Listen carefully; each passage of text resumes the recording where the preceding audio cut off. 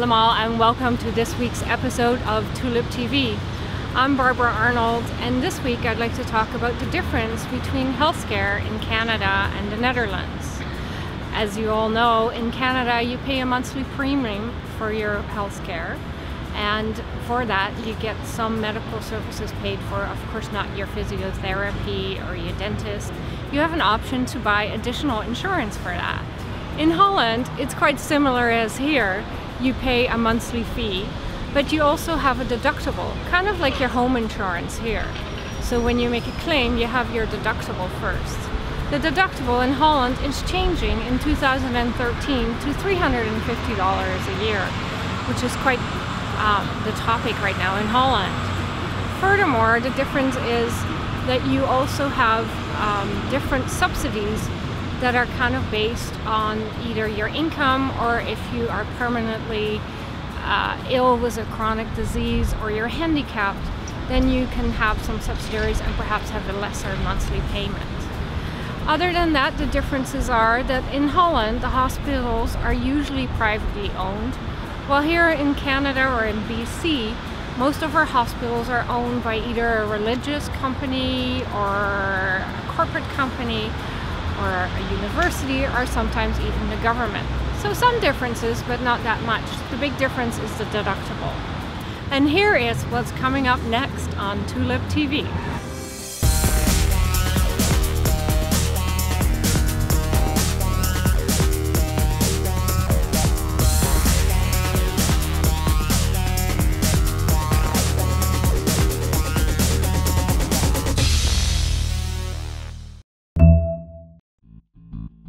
This program is sponsored by Dutch, the full-color English language magazine about the Netherlands and its people, at home and abroad.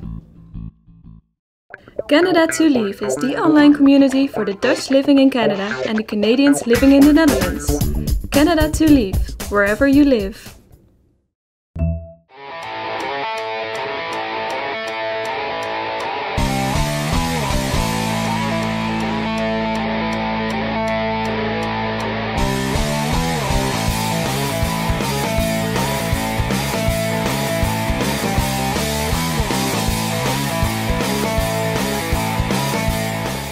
If somebody gets on their back, they don't want anybody on their back. So, but some have evolved to this side of things where they buck really hard and they enjoy doing it. And the others, they've bred them the other way so that they don't have that gene in them that makes them want to buck, because they want to be able to ride them.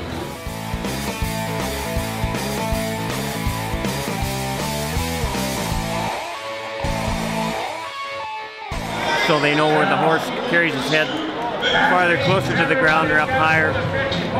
They want to have that measurement right on the rein, because that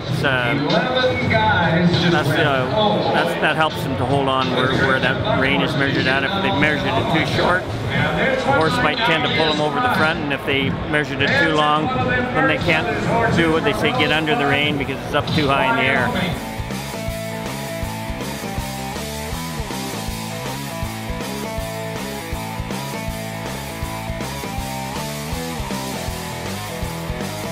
This is my barn of horses. We got 26 head of chuckwagon horses here in Calgary, so come on in and let's meet the real athletes.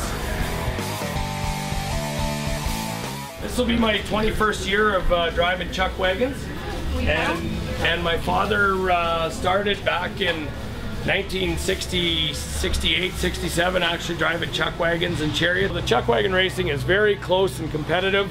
It's amazing, after 4 guys turn each barrel in a race, and at the end of the night, an average of 3 to 3.5 seconds splits 36 chuckwagons.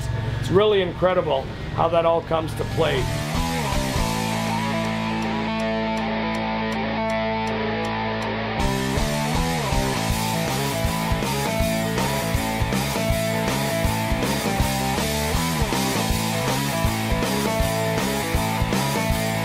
I have horses ranging from the age of 3 to my oldest ones. I have 2 horses at 19, and I also have 2 horses at the age of 18.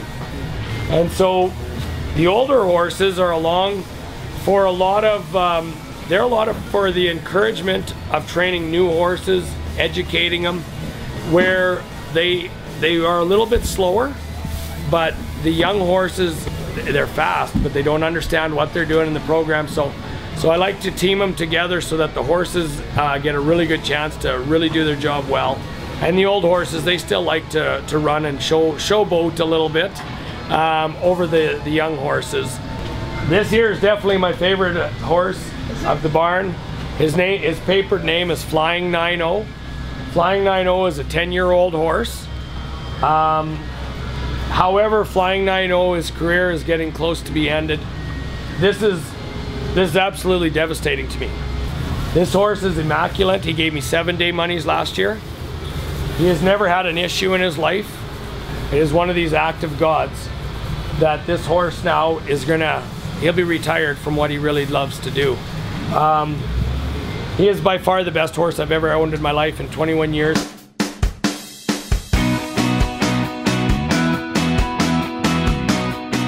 The Calgary Stampede is the World Series, the World Cup, it's the FIFA, it's the end. This is where everybody wants to be.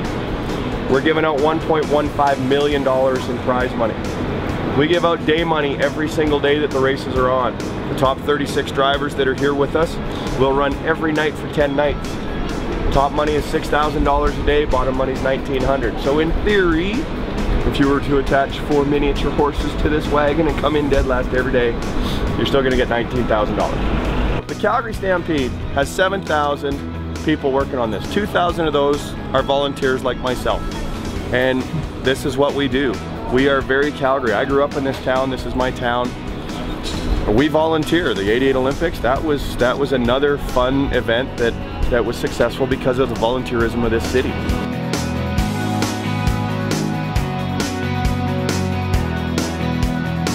Well, the actual roots of the Stampede go back to its early days as an exhibition in the late 1800s. And the exhibition company was actually first formed in 1886 as an agricultural fair. And the first Stampede was held in September 1912, about a month after the annual exhibition. The exhibition and the Stampede came together in 1923 and has been held as a single annual event every year since. When Lieck, who was the Stampede's founder, he was born in Rochester, New York. When he came to Calgary in 1912 to kind of try and sell the idea, it was for local business leaders and ranchers who became known as the Big Four, and they were the ones who put their financial backing behind the idea to make it a reality. So their names were A.E. Cross, Pat Burns, George Lane, and A.J. McLean. Well, there's still descendants of each of those people some of whom are actually really still involved in the Stampede as volunteers. And I think that's nice because there's some continuity between the early founders of the Calgary Stampede and the exhibition company all the way through to where we are today.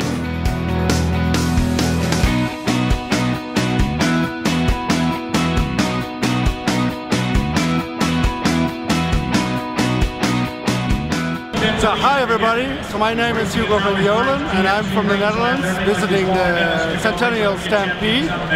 Now a lot of Dutchmen and Canadians do have a lot of ties since in the 50s and 40s of the last century.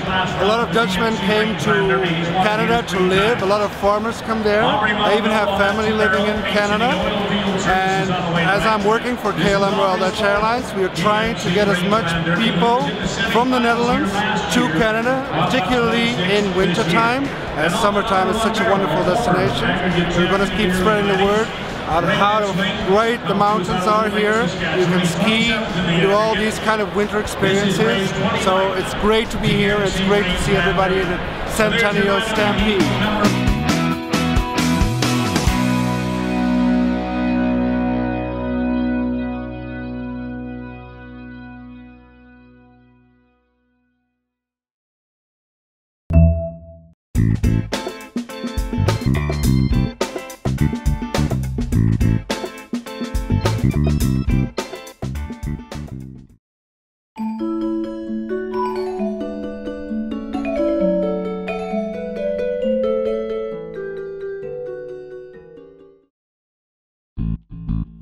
This program is sponsored by Dutch, the full-color English language magazine about the Netherlands and its people, at home and abroad.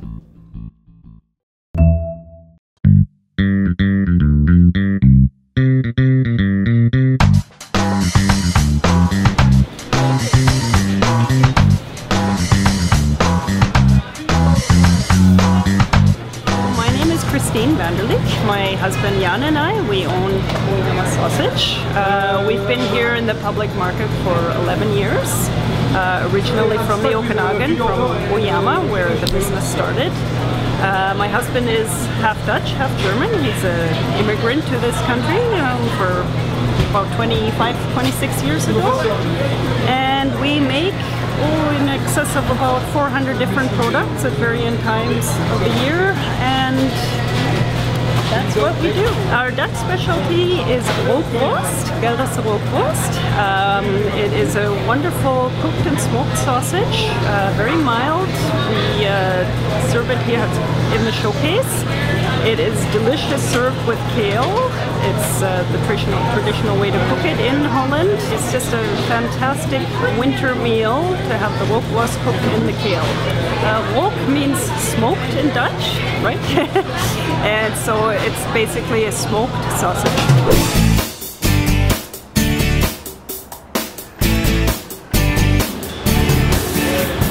My name is John van der Lieck. I'm together with my wife, the owner of the Oyama Sausage Company. My family has been in the meat industry for 5 generations. My grandfather was a trade school teacher at the Slagers Vakschool in Utrecht. And one of the many things we do is Rookworst, and we will show you how we make it.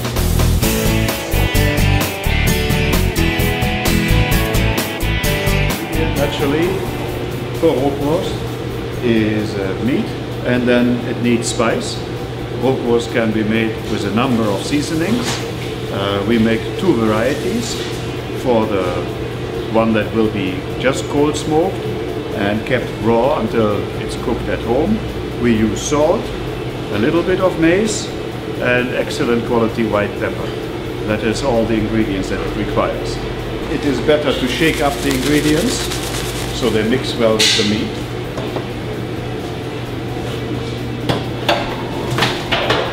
So we enter the meat into the grinder, enter also the seasoning, and let the machine do a little bit of the work. We source all our meat locally as best as we can, between Alberta and BC, pasture raised, free range, as much as we can, just the best pork meat with small farms that we can source. Yeah. A good rookworst has to have a little bit of fat, because when you cook it and it has no fat, it is just dry and unpalatable. The most famous one is Gelderse Rookworst from the region of Gelderland. But there is many different recipes. But the oldest and most simple recipes resort just to pepper and mace, or just pepper. For the cooked varieties that are no more prominent on the market, usually a combination of seasonings is used. We will try one later. In that one you will find maybe coriander, maybe a little bit of nutmeg, and then still the mace and the white pepper. When the mixing is done, we'll grind the meat.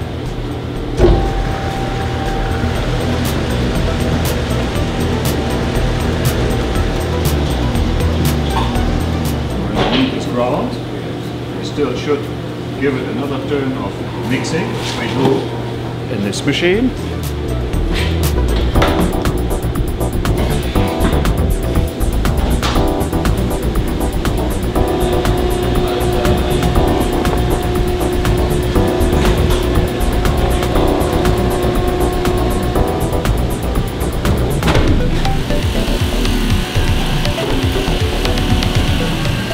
From here, the meat goes into the stuffing.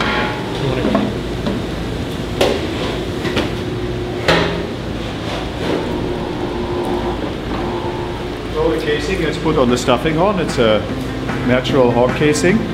Sausage is traditionally sold in rings.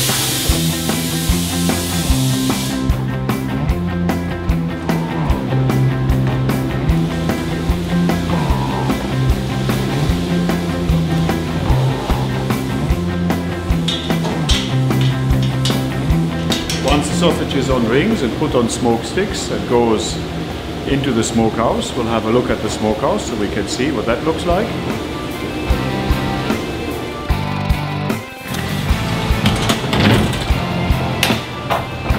So there they spend about a day and a half or so drying and smoking. Then they're fit for your table. And I will take one out of the cook tank that I cooked, and we can try one. And there you have it. With a beer, maybe a Geneva, there's nothing better than this. So maybe you'd like to try some of the Rookworst. You'd like to try a taste? Yes, yes. Okay. Here you are.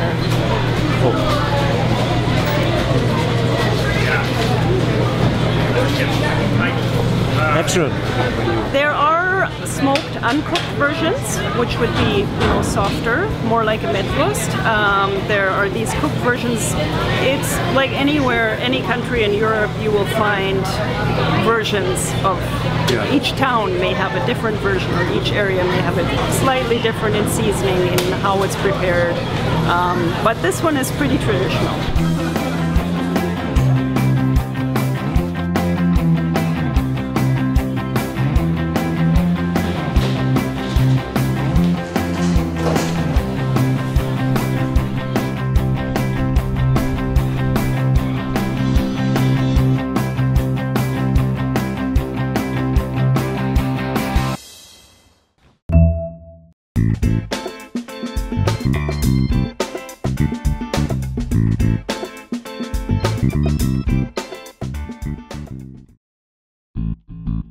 This program is sponsored by Dutch, the full-color English language magazine about the Netherlands and its people, at home and abroad. Canada Tulip is the online community for the Dutch living in Canada and the Canadians living in the Netherlands. Canada Tulip, wherever you live. Hi, my name is David Johnson. I'm the sponsorship coordinator for the Skagit Valley Tulip Festival. We'd love to welcome you here when we have our festival. It's going to be our 30th year this year. It runs April 1st through 30th every year. This year, our 30th is going to be a special one. We hope you'll come and visit.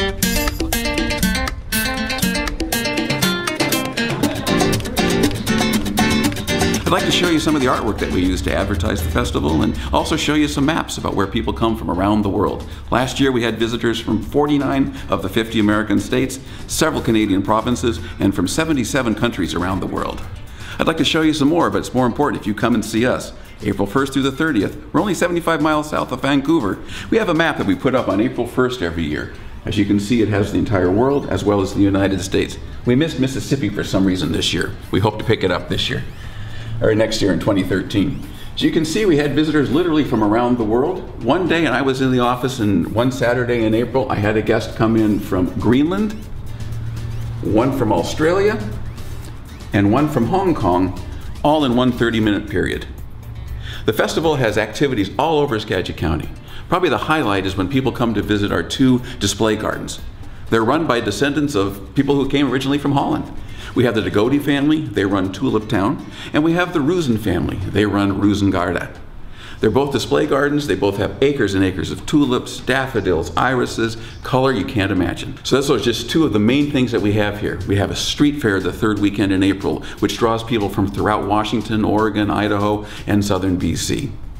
We have a parade also that same weekend. We have activities galore, and you can learn more by going to www.tulipfestival.org. Again, that's tulipfestival.org, or give us a call. Each year here at the Skagit Valley Tulip Festival, we feature the work of an artist mostly from the Northwest. The artist this year is Karen Sistek. She comes from Port Angeles, and she works in silk. It's the first time we've had art that features silk as the medium with which the artist works. As you can see, that's a pretty good size piece of artwork we have there. We then take the main concept that Karen has used, and we use it in a variety of ways. We use it in our very popular poster, which we're able to mail around the world. Just visit us at our website, tulipfestival.org, and click on the store. Mijn naam is Marinus Rauw. Ik ben hier in de Skagit Valley. De Tulip Festival is al 30 jaar oud. Het is het 30ste jaar van dit jaar. En jullie zijn helemaal welkom. Al mensen van over heel de wereld. Het is hier heel druk in april. De Tulip Festival is van de 1 april tot de 30 april. Want wij weten nooit precies wanneer de bloemen bloeien. Dus ze zijn allemaal hartelijk welkom. So, again, like I said, you're welcome to come to the Skagit Valley Tulip Festival. I'm the past president of it, and the festival has been here for 30 years. This is our 30th year.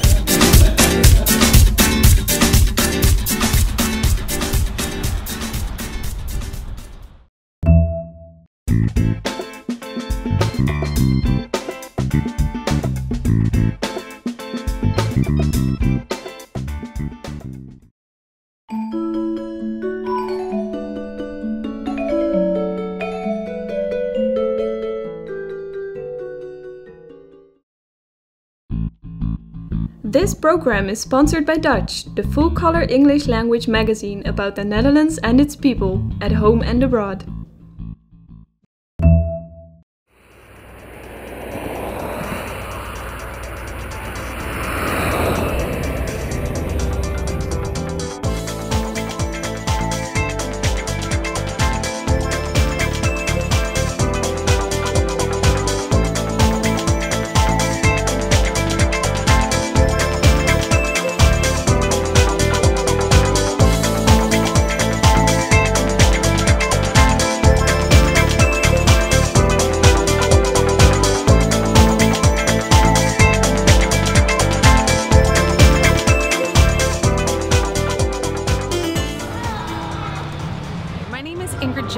And I am the chair of the board of the Thompson Okanagan Tourism Association, and I'm also Vice President Business Development for Watermark Beach Resort.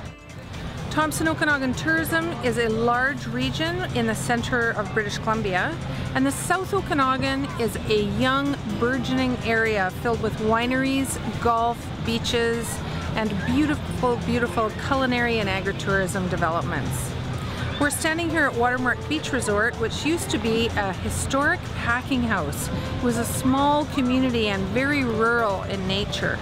It now has turned into this beautiful, well-developed, quite urban in feel environment. We have many, many wineries, first-class resort developments, and all kinds of culinary and agritourism opportunities. The South Okanagan is in the very southern part of the interior of British Columbia. European travelers and American travelers alike, and also travelers from Australia and the Pacific Rim, can come through Calgary, travel through the Rocky Mountains to the north, through Banff, Jasper, and down the North Thompson, where they have amazing national parks, beautiful mountains and hiking and bear watching. From the North Thompson, it comes through our beautiful region through the Okanagan Valley down to the South Okanagan. It's a circle tour that takes you not only through the Rockies, but actually ends up on the coast.